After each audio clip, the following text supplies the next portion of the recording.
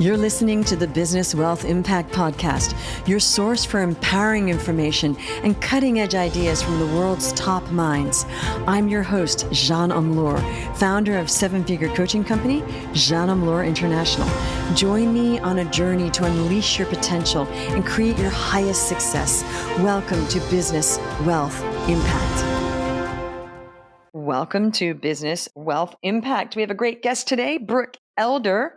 Brooke is a master at helping business owners strategically piece together plans that support both their life and their business. So there's no more guessing your next move. Over the years, this girl has created it all: marketing agencies, courses, mentored thousands, but her passion stays with helping entrepreneurs to build a business that serves them and not the other way around. After growing multiple 6 and 7 figure companies herself, last year, Brooke lived out her ultimate dream, sailing the Caribbean with her family for 12 amazing months. Welcome, Brooke. Thank you so much. I'm so excited to be here. I'm excited to have you here because we are going to dig into a lot of those stories. And we're going to hear the story about the Caribbean, which I've heard, but I want everybody else to hear. So, Brooke, tell us, what got you where you are now? Well, a lot of things. A lot of you hear the blood, sweat, and tears, like totally the ups and the downs. And you can't have successes. When you read bios like that, it's like, look, here's all the great, amazing things I did. But what you don't hear is like there also is the equal bottom pits that you have to go through in order to get there, Okay. So let's go back to your childhood. Yes, I'm going to go there. What kind of family did you have, and how did that steer you or impact you into becoming an entrepreneur? Well, I grew up sailing, so that impacted the love for being on the ocean and sailing and all of that. My parents are not, well, my mom is a little bit entrepreneur. She always had some little side hustle thing that she was doing. She babysat kids for a long time, and she would make things out of wood and go to little boutiques and sell them. So I kind of saw that growing up. So I was just I remember in fifth grade, I made chocolate suckers and I sold them at recess. I always was just looking for ways that I could create something that would make people happy and that I also got paid for it. So that always just was a part of who I was. Right. Definitely giving people sugar is going to make them happy. Yes. Awesome. Absolutely. Okay. So you weren't from an entrepreneurial family, really? Not so much. Not really. Mm-mm. Okay. And so what got you started? You built several 6 and 7 figure businesses. What were those businesses? So there was lots of businesses I started that didn't work out great, but the main ones that I built up. So my first successful business I built was a web design and marketing agency. And that was one I started when my little kid, my oldest kids now, they were very little. And I would do it when I would put them to bed at 7 o'clock, and then I would just work till 2 a.m. sometimes and build websites. And then I started getting help to build that up. And I built that business for about 5 years, and it was super fun, but I was ready to move on to something else. And I ended up selling that business, but I sold it for 15 cents on the dollar for what it was evaluated for, because I didn't have any processes documented. And so I learned the value through that it's important to build your operations and build processes. So when I started my next coaching business, I looked at that and I was like, okay, we are going to build processes, because if I want to end up selling this business, I don't want to that mistake cost me over $100,000. Wow. Yes, very true. Although it is hard to sell info businesses. I don't know if you know that. Yes. Yeah. Okay. But the other one was not an info business. It was a service-based business building websites. Right. Yeah. Service-based business. And it also had built on subscription. So if you're looking to sell a business, having some sort of subscription model, that's going to that really was my saving grace of why I could even sell the business. And then they got a deal, and they thought, sure, we're just going to do the SOPs ourselves. Okay. Yes. Yeah. Yes. Okay. Well, that's a really important point. A lot of people don't know how to even position themselves to sell the business. And as I said, most info businesses people don't want to buy unless it's Right. good. And the main reason for that is because it's built around usually the A founder. So personality. it's Yeah. very hard to Yeah. take the founder out of the Mhm. brand Mhm. and be able to sell it. Right. Especially if it's called JeanneOmlor.com, which my Yeah. company is Jeanne Omlor International. Agreed.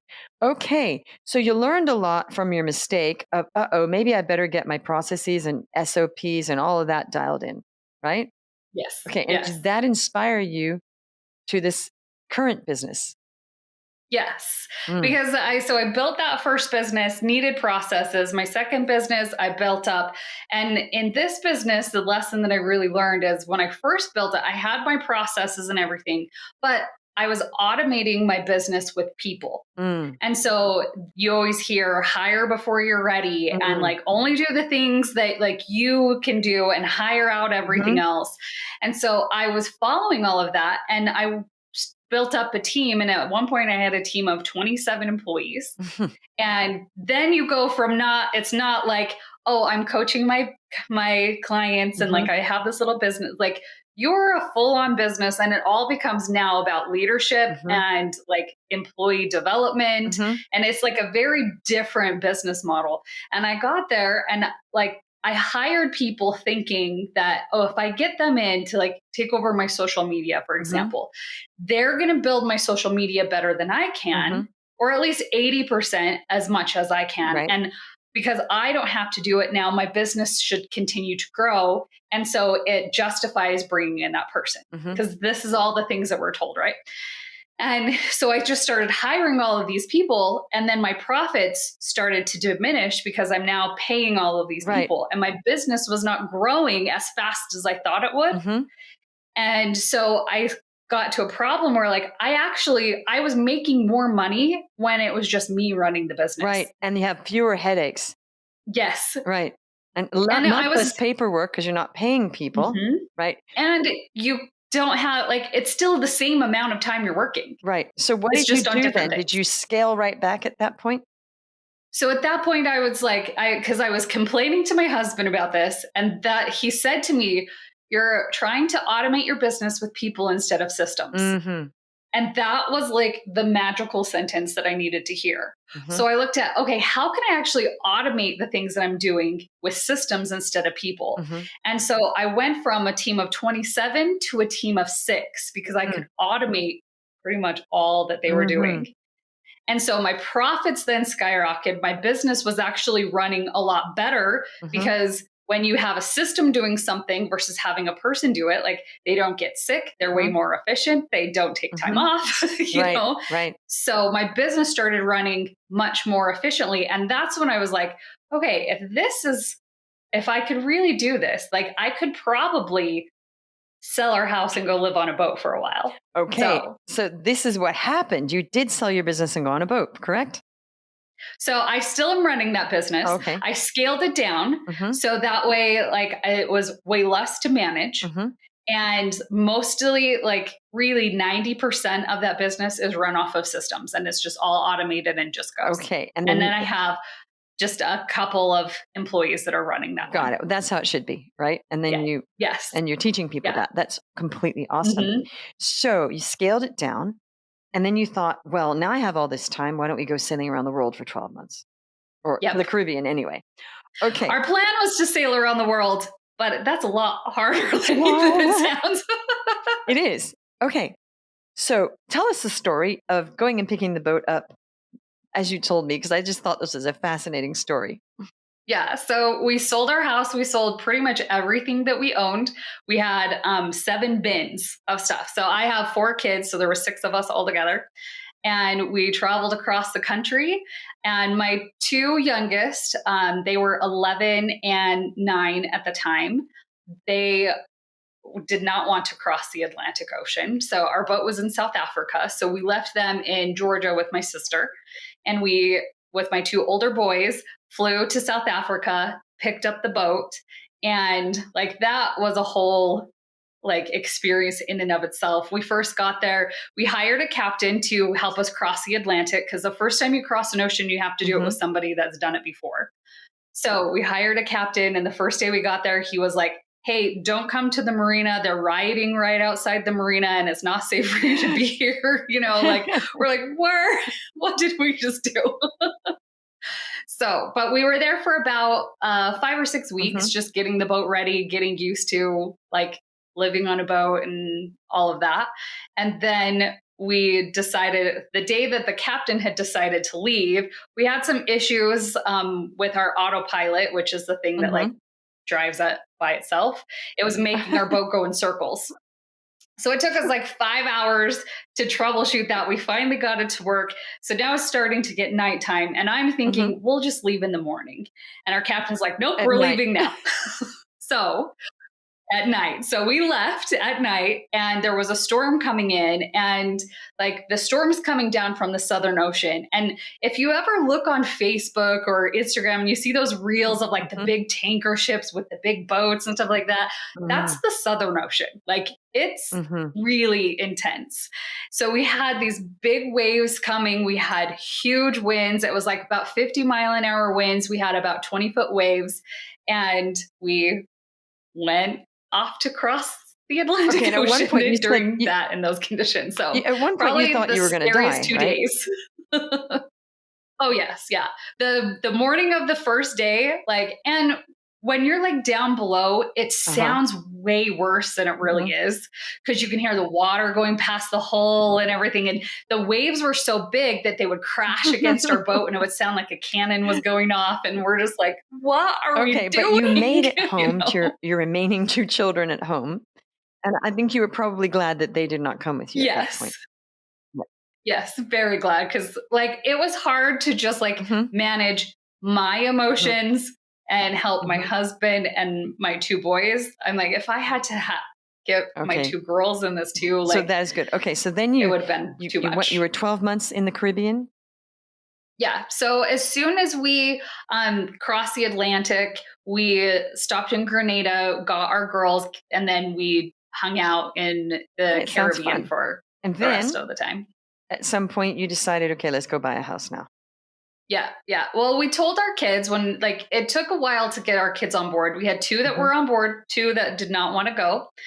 And so we told them we will do it for a year. So once we did it for a year, then we had a little family council and we're like, all right, what do we like about this lifestyle? What do we not like? Because it is hard. It's probably Mhm. one of the hardest lifestyles that you can choose because like even just being Mhm. in like the salt environment, I had webcams that I had had for years that had no Mhm. problems. Like they just all of a sudden stopped working. And, there's so it's just that. And then thinking through like Mhm. you to throw away garbage while you're on a boat. So you have to Mhm. like lower your little Mhm. dinghy, which is like our car, you lower that into the water, then you have to take it to land. And then you have to find Mhm. where on the island you can throw that away and then come back. So Right. taking out the trash is like 45 minutes you know so it's a very different lifestyle. So we talked about like what is it that they want, and we had two people who wanted to stay and four Okay, so people you that were lost. like, let's go back to land. So 'Cause you were one of those people that yep. wanna continue, right? Right. Okay. So the whole Yeah, time this is yeah. interesting. Your So business, you kept it going, but not a lot of business to keep it going. I was still getting business, and Mhm. I had learned how to automate like all of my social media marketing. And Mm. so I was having people reach out to me for like one-on-one clients Mhm. and stuff like that through the whole time. So I wasn't like actively doing anything, but Right. my business was still growing because of all the systems that I had built. Right, but you still had to fulfill. Yes, yeah. And so Right, we right. had Starlink on the boat. So we Mhm. had internet in the middle of the ocean, which was Mhm. amazing. That I could be on Amazing. Zoom calls and I'm like, I don't even see land. Wow. That is amazing that that's even available now. So Yes. that's changed for all those boating people. They can completely still get internet with Starlink. Yes. That's a game changer. Yes. Right. Okay, and so then you got back and you said you decided to live in the middle of nowhere. Where do you live now? Yeah. So I live in the middle of nowhere in Rigby, Idaho. So Okay, awesome. There's like 3 of you there, right? Okay. yeah, it's very small, but we like it. And we love like the farm country and stuff. It is not anywhere near an ocean. That's the Mhm, part that I don't love. But our mhm, plan now is like we've learned that we need some land time and then we need boat time. So our plan is Mm. to eventually buy another boat and still have a house and then just split the Right. time. Okay. So it's interesting is you successfully created the life that you want. Hmm. And you've done it with 4 kids and a husband. Yes. And your husband has 4 kids and a wife. So, um, so a lot of people, well, a lot of them don't really want to live on a boat, but some people dream of that. What can you share with people about like the mindset of this? Because there is a mindset involved of just living the life that you want, whether it's on a boat or not, whatever life. What's your mindset around living the life that you want? Well, the first thing is if it's something that you want to do, even if it sounds crazy, people, I can't tell you how many people thought we were crazy for wanting to sell our house. Like we had what like everyone wants, like the big house that was up in the mountains and like we had a home theater, like all like it really was like our dream house. And we sold that to go live kind of on a crappy boat, really, Mm. you know, but it was something that we really wanted to do. And Hmm. so it doesn't matter what other people think, whatever your dream is, it's okay to dream big. And all you have to do is just take one step. Like it was scary. Like I was very scared to sell our house and go live on the boat. And you're going to have like, when you're shooting for something that big, you're going to have doubts that come in. Like I Mm. remember having like this kind of like anxiety about doing this because I thought, well, what if we get out there and we don't like it? Hmm. And I'm like, then we can't have our house back. And my husband was Right. like, that's dumb. We'll just get another house. And I'm like, Yes, I but know, that was but your house and you won't get the same one back, right. right? Right. And so we worry about like it's kind of like, is the grass really greener on the other side? Because a lot Mm. of times when we step out of our comfort zone, because this was very much out of like our whole family's comfort zone. But when we step Mhm. out of our comfort zone, it's a little scary and we want to go back to what is normal. And What like, right, so, you want it yes, you wanna normalize. The mhm, other thing is what we wish for, if we get it, sometimes it's just an illusion, and then you know about boating, but the rest of your family was not from a boating family, I don't think, were right. they? Mm-mm, Okay, so that's a huge risk, and then you get there and what are we doing here? This is yeah. miserable. But, luckily you guys liked it enough for a year. Yeah. That is a huge risk, and it's not just you, it's the whole family. Hmm. 6 different personalities having to want the same thing, and then so that is hugely scary. So, but you still did it. So you have some sort of a mindset of just go for it, Yeah. right? Yeah. You have to just go for it and you just try it. And if you don't like it, you can change. Mm. We talked about sailing around the world. Like, well, we made it one third of the way. Right. Like, hey, that's still like, I don't know many people that can say they sailed across the Atlantic. There's, With a family of 6. yeah. Yeah. Well, I Yeah. mean, some of them sailed, but, it's Right. still I mean, I know boating people, but they don't have 4 kids. And, it's like 1, and maybe some people visit every now and then. It's a lot Hmm. easier when you just I guess they have to manage the boat alone, though. Yeah. Okay, so what is one thing that people can do to start automating their business? They can just go do it now without having to hire people. What's one thing that you've noticed that people just aren't seeing as far as what they can automate in their business? The hardest thing is people don't know what they don't know. So when it Mm. comes to automating, people think, well, I could connect this software with that software with like Zapier or something like Mhm. that. Like all of that is true. But I look at like what are the things like the lower level tasks that you're maybe having a VA do or something like Mhm. that? Is there a way to automate that piece? So Mhm. like for example, I had created a system that we have a Facebook group and inside the Facebook group we send like little cards to people that are engaging in the group to just thank them and Mhm. things like that. And so I have a VA who pulls people out once a month and then wants to write like a handwritten card to them. Mhm. So what we do is we just have them fill out a form and that form Mhm. will automatically send it to a company called Handwritten Mhm. and they will take that, they write it all out, and then they automatically mail it to that. So we have Mhm. automation set up that all that you have to do is just fill out a form. And Mhm. so it's like how can we make things like, if there's any processes that you have and there's pieces of it, like this part just always, there's a breakdown right here. Look at how Right. you can automate that, So, because if Hmm. I had to have someone sit and actually handwrite letters, like that takes a lot of time. Like it's not really going to Right. happen. And maybe they feel good about doing it one time. And then the next time they're like, I'll just do that later, So, but Hmm. filling out a form, that's an easy thing. So, how can you make something easy and then automate the rest? Right. I think the key is when you see yourself doing the same thing over and over again. Mhm. Yes. That's the key for me when I'm like, wait a minute, I've done this several times. This should be automated, Mhm. or there should be a training on this, right? Yes. Yeah. Yeah. If I Okay, ever have cool. to do anything more than once, I'm like, okay, like I'm going to create a Loom video and create a process around it, Hmm. or you look for a way to automate it. Because Hmm. if it's, especially if it's a process that happens the same over and over and over, and you're having Right. people involved in that, is there a way Hmm. that you can create a system around it so it can Mm, remove those people? 100%. Okay, that's awesome. All right. So basically your tip is to look at where you're doing things that somehow a human might not have to, and look at trying to find a solution for that, Yes. because a lot of the AI is going to be like insane moving Yeah. forward. It's going to be insane. Okay, so what's one thing that you want to leave people with before we close off for today?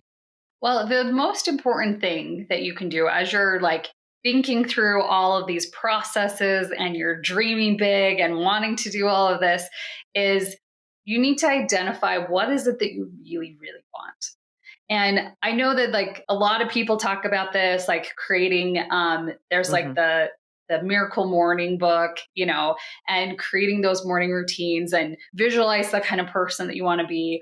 All of those things are great, but what I find is what people are not doing is they're very focused on like business goals and where I want to be in my business and how I want to show Hmm. up in like the Hmm. marketplace. All of that is great, but they're leaving out their personal side. And I can't tell you how many people like when I ask them this question, okay, they can tell me how they want to show up in business Mm, and everything. And then I say, well, what kind of mom do you want to be? And they're like, well, I don't a know. huge It's part, like, the well, that's a hugest part of part. who you are too, Right. you know? Yeah. And they're not putting the same amount of effort towards that. Hmm. And that's what makes people Hmm. start feeling out of alignment. And so you have to look at your personal life. Like, what kind of friend do you want to be? How do you want to show up to your friends? What are like, if something comes Hmm. up, do you choose business or do you choose your friends? And when you start defining those things, you start aligning all of your priorities into like one main goal. And when you do that, it's much easier to make decisions and move forward. And so if you are feeling resistance on like, I've been visualizing this business goal for a really long time and it's just not happening, it's probably because there's another part of your life that is not in alignment with that goal. Right. So it's a push pull Totally. because there's friction. So what you're actually speaking about is life purpose, because the big Yes. goal, you're talking about life purpose, because goals are different from purpose, right? So the Yes. one big goal would be your life purpose. It's true. Then if you reverse engineer, then all roads lead to Rome. hmm But human beings are really good at like cutting things off and making it like, right, Yeah. disjointed. Yeah. Like Putting here's things my in compartments. right. Well, because women, as women, in corporate, we were told to leave our home. We were basically, somewhat told, maybe not actual words. It was made that we understood that we were not supposed to talk about our kids at work, or hmm bring, a lot of famous people were told they never mentioned their children in the workplace because they had very high level jobs. Right. There's something wrong with the society where we're not allowed to actually admit we have children as hmm mothers, Yes. a work society. So luckily that's changed a lot. Um, but I think it's that it's not just women; it's the men. It's the work life and coming home, and so of course we don't want to talk about life problems at work and vice versa so much. There has to be some, but I think it's more about what you said, just the whole alignment and congruence, just hmm all a whole life view, right? Yes. Yeah. So, what is your advice for people on that? It's to start writing lists of, okay, what are my priorities and hmm what do I really want, and how does that all fit together? Do you have like a system for that? Yeah, I do. I do. I have, it's called Align Your True North. And so it's how do you line everything? And that really is the foundation of my whole business, because that was like the biggest aha I learned Mm. in like taking the time, because I took a lot more time like away from my business when we were sailing, and I really got to know my kids, and I discovered like that's what when I Mhm. was building my coaching business and I had built it up to this big huge massive business, Mhm. I kept saying I was doing it for my family. And like, and I was Mm. always telling myself that lie of like, as soon as I hit this goal, then I'll not Mhm. work as much and spend more time with my family. And like, it just never was happening. And I Mhm. knew every time I said that, deep down, I knew that I would like, that wasn't Mhm. true, because I had this pattern of like always chasing that next thing because I was so focused on my business and like hitting that next Mm. revenue goal and like doing all of that. And so when you can Right. take your personal life and really, I start with your personal life because your business is there to teach you how to grow as a person. Like you aren't there to serve your business is there to serve you, so you need to think of Mm. yourself as a person Mhm. first. How do you want to become? How do you want to Mhm. show up? And I write it as if it's something I've already happened, like I am this, even if I don't feel like I am. I write it as if that is who I am. Mhm. So I have a document that I write everything out. I Mhm. actually break it into like different categories, so how Mm. do you show up as a Mm. friend? How do you show up to your spouse? How do you show up to your Mhm. children? And what is it that you want them to feel when they're interacting with you? And like, Mm. if you can get down to like that, how do you want people to feel in those interactions with you? And then you read that document every single day, you will become that person way faster by doing it like that. That is so true. I love that because you're just again reverse engineering. Hmm. It's is how I want. But people don't really think about I think about that. Like, okay, what do I want that experience to be for my kids? Hmm. Or it's the same thing really. What do you want them to feel? I think that we generally don't put a lot of thought or feelings into that as human beings. We're just Right. living our lives. Right. But when you really get to it, it's quite fascinating. Like, hang on, what do I want them to feel when they're interacting? That's amazing. Hmm. Yes. So you're actually sort of like a life coach for your clients as well. A little bit. Yeah, you could say Right. that. So, because I Hmm. help them get Yeah. that defined first, because once you have that defined, then you can do the same thing for your company. And when you Hmm. define your company that well, because I Hmm. would always look at like my business, my company, like they're my best friend and they have their own entity. And what does that Hmm. entity look like? And how Mm. does that entity make decisions? How do they show up? And when you can then teach that to your employees, contractors, like whatever you have in your business, then that's Hmm. how they can start making the processes for you. So if you are not a processes Mm. person, all you have to do is get very clear on the framework and how your business Hmm. interacts, how you want Hmm. the people like your clients to feel when they're interacting with your business. Hmm. When you can get that really defined and then Hmm. teach your team how to build out the processes, your Right. business actually does grow without you, because now your Hmm. business, you're giving like your business a way to make decisions, and it's not you making the decisions, it's the business making the decisions. Right. Fascinating. Still got to do your lead generation though. Yes. Yes. Still not going to grow without you.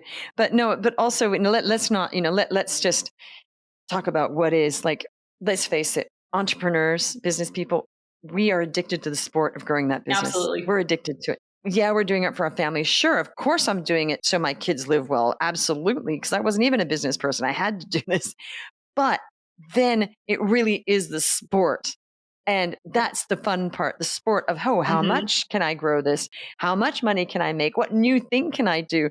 And I don't think there's anything wrong with that, like that sport, but be real about it that no, you're not doing it for them. And you're also doing it for yourself for that gratification, right? Right. Of playing that game. Right. Right. Well, and then like when your business is growing itself and your company is building out all the processes, it allows you to do the Mm, things that really light you up. Like when I was building my coaching business, the mm, marketing piece is what I loved. Like I mhm, loved the chase, and then like you mhm, get a new client and you get that high and mhm. all of that. Like that was my favorite part. So Right. I never wanted to like get rid of that. But there was a lot of other things inside the Mm-hmm. business that I did not want to do. And so, but when you first get started, you have to do those things. So you start Mm-hmm. learning what it is.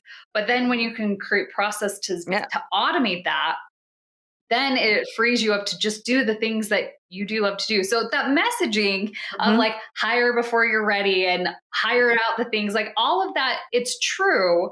But if you don't have the right processes, like you create a business that's just going to crumble because you don't have a solid foundation to build it 100%. You're just cobbling people together, on. cobbling and cobbling. Yeah, I always try to keep my team as small as possible because I know I'm saving time managing. Yes. Or if it gets so big, then you have to hire a manager, and then there's more money down the drain in getting a high level manager to manage those people. So Yes. my thing is how can we do this with as few personalities as possible, right? Hmm. Because it's the personalities that kill you. I Yes. mean, let's be real, it really is. Yeah. And nobody really loves managing. I've not met one person that says to me, gee, I love managing. Right. Maybe one. I've met one. Well, yeah, right. So awesome. That is great. Thank you for joining us, and great value and really some interesting insights about processes and Hmm. automation, and also like prioritizing why you're doing your business in the first place and what you want out of it, and your North Star and the alignment of your life and the business. Great stuff. So, Brooke, thank you so much for turning up here today. And thank you, people that are listening, for turning up. I know that there's a lot of things you could be doing, and you turned up to listen to this episode. Thanks so much. You're listening to the Business Wealth Impact Podcast, your source for empowering information and cutting-edge ideas from the world's top minds. I'm your host, Jeanne Omlor, founder of seven-figure coaching company, Jeanne Omlor International. Join me on a journey to unleash your potential and create your highest success. Welcome to Business Wealth Impact.